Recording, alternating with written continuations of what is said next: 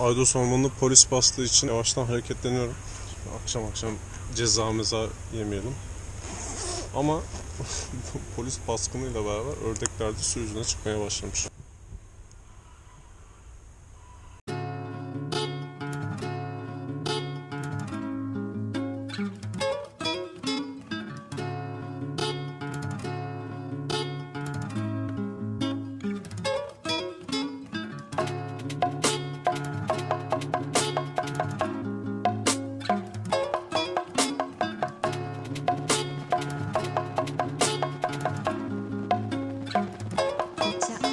Bugün 22 Nisan 2021. Hava muhtemelen yani 20 derece falan herhalde. Saat 5:49. Böyle kendi başıma ufak çaplı bir gezi yapmak istedim. 14 kilometre uzaklıkta Aydos Orman Gölü varmış. Oraya bir gideceğim. Bakalım orada ne varmış. Sadece birazcık sallanıyor.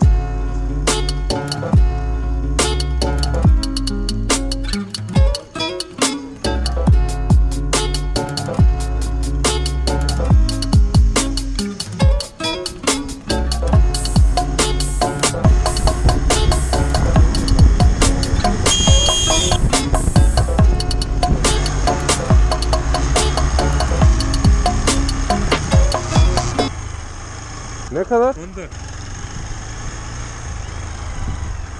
Burası gördüğünüz gibi paralı giriş. Parasız giriş de var ama sırrımız olarak kalsın. Kimseye söylemeyeceksiniz ama.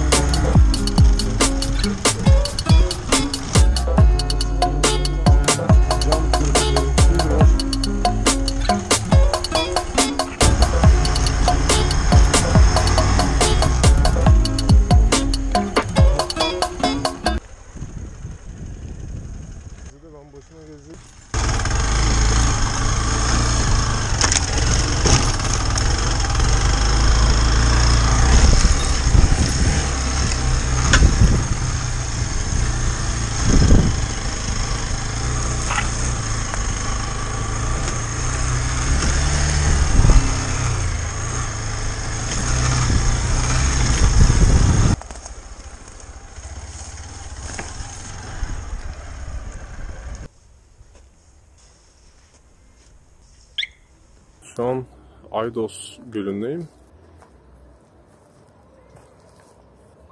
Gün batımına yakın bir saat şu an. Neredeyse 7 civarı. Biraz ters yollara sapmış bulundum. Yani muhtemelen yanında aklı fikri yerinde birisi olsaydı herhalde oradan gitmeyelim, şu yandan yol var derdi. Ben de sıkıntı yaşamazdım.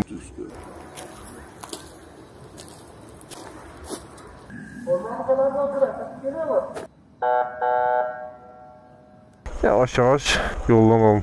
Tabii ki geldiğim yoldan dönmeyeceğim. Efendi araçların da gidebildiği güzel parkurlardan dönüşümü gerçekleştireceğim. Hadi bakalım.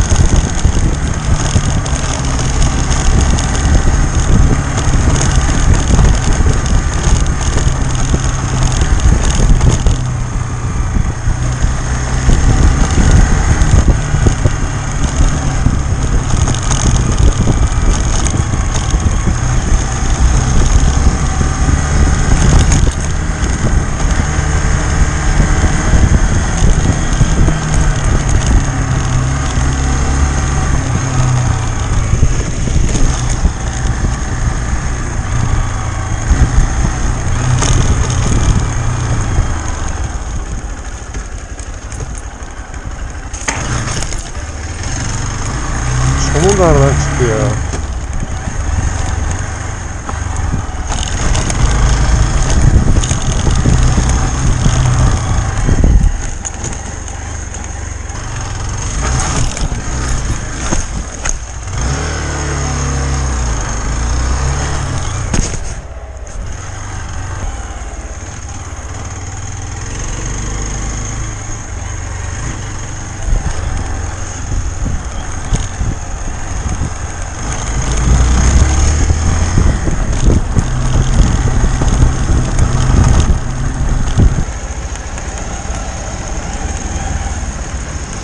Çok da aracı açık olmayan ama bisiklet, motosikletle gidebildiğimiz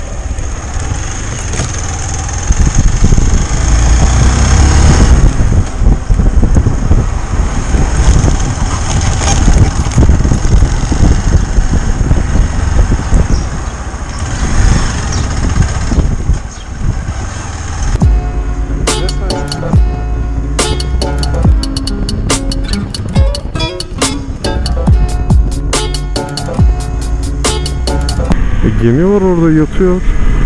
Niye o gemi niye orada yatıyor ya? Gemi mezarlığı mı ne o? Bas. Oo, oraya gelmen lazım ya.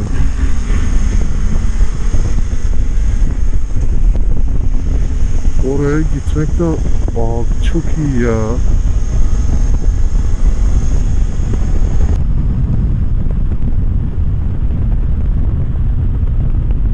Gün batımı güzel olduğu zaman acayip gözüm takıldı. Ben böyle gün batımı saatinde seyrederken, ilerlerken neyse ki güneş yol arkamdan batmıyor.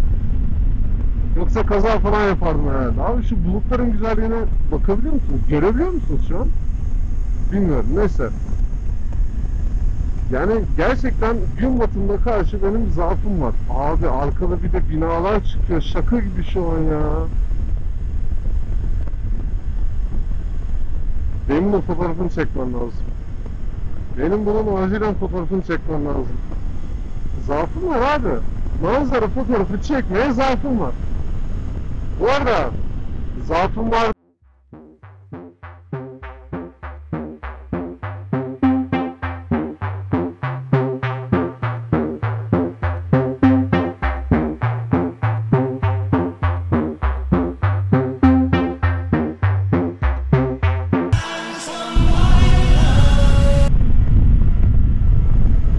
Şu foto... Abi görüntüye bakar mısın ya?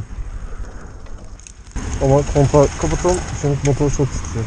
Şu an zoomlu bir lensim olmadığı için mecburen birazcık uzaktan çekiyorum. Lightroom'a koyduğum zaman da olabildiğince sınırları zorlayacağım. Hop kuşta yakaladık.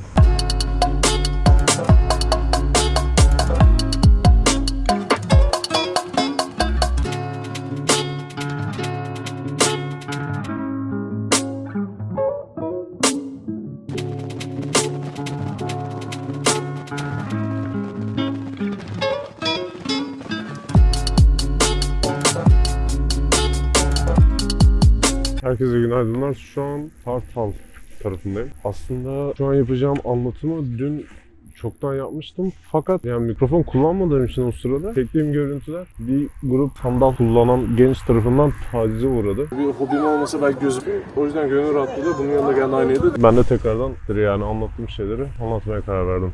Dün bulunduğum yer tam şu istikametteydi. Yani Aydos ormanlarına doğru. Şu an Kartal sahil tarafındayım. Ve oradaki sürüşüm, toprak yoldaki performansından falan birazcık bahsetmiştim. Artık toprakta kullanabildiğim kadar ki performansı diyelim. Çok da tecrübeli bir motosiklet sürücüsü olmadığım için olduğu kadar anlattım. Benim güzel izlenimlerimden bahsettim. Ve dönüşte de direkt sahil yolundan dönmek istedim ve bu görüntüyle karşılaştım. Gemi var orada yatıyor. Gemi niye orada yatıyor ya? Karaya oturmuş şeyler acayip hoşuma gidiyor nedense. Özellikle karaya oturmuş bir gemi ise ya da karaya oturmuş bir uçak.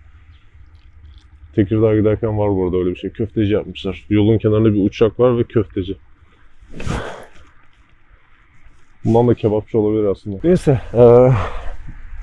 Bu motor neden alınır neden alınmaz birazcık ondan bahsetmiştim.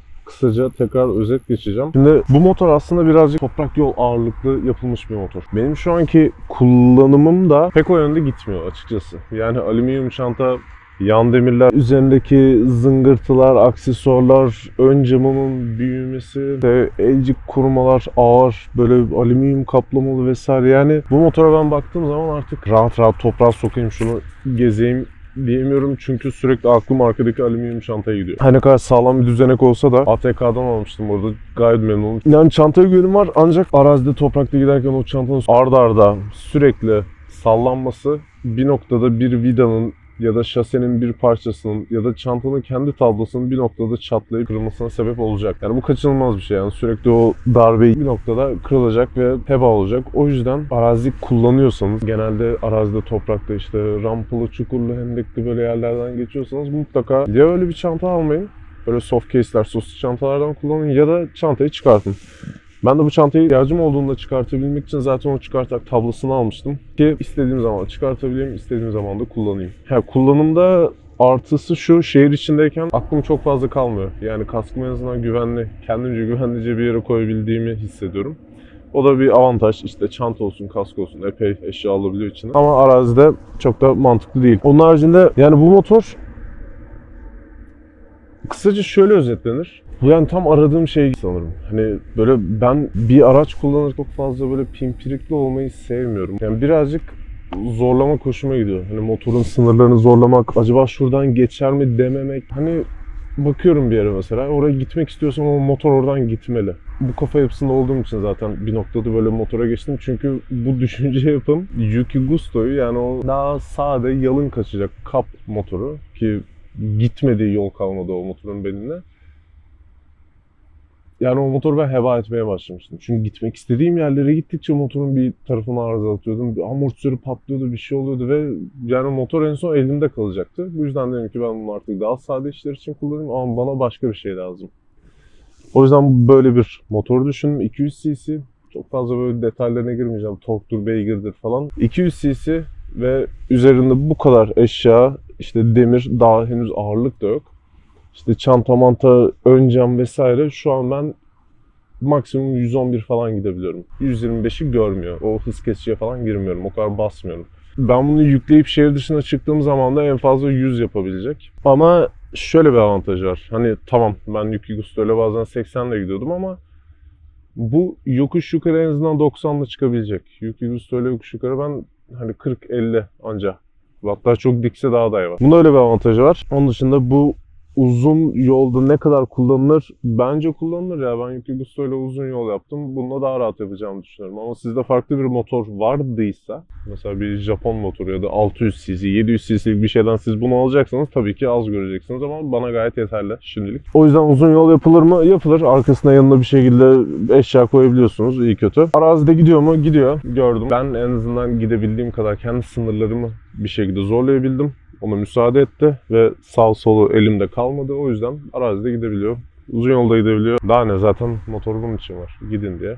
Bu da gidiyor. Üzerindeki aksesuarlara gelecek olursak da yani muhtemelen bayide gözüken halinden epey değiştim. Özellikle çantadan pişman değilim. Çanta gerçekten sağlam bir çanta. ATK denen bir marka.